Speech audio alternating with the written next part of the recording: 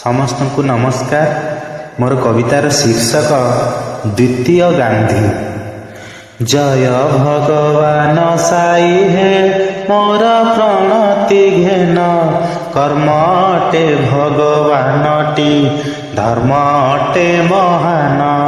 ଦେଶକୁ ସ୍ୱାଧୀନ କରିଲେ ସେ ତ ପ୍ରଥମ ଗାନ୍ଧୀ, ଅହିଂସା ମାର୍ଗରେ ଚାଲିଲେ ସତ୍ୟ ନ୍ୟାୟ ଇତ୍ୟାଦି। ଆମ ଏ ସୁକିନ୍ଦା ଅଞ୍ଚଳେ ଜଣେ ଥିଲେ ସୁପୁତ୍ର, ଅନ୍ୟଙ୍କୁ ସାହାଯ୍ୟ କରିବା ଥିଲା ତାଙ୍କରି ଅସ୍ତ୍ର। ଦୁଃଖୀ ମାନଙ୍କର ଦୁଃଖକୁ ଦେଖି ସହନ୍ତି ନାହିଁ, ତାଙ୍କୁ ଯେ ସାହାଯ୍ୟ କରନ୍ତି ଭଲ କର୍ମଟି ଏହି।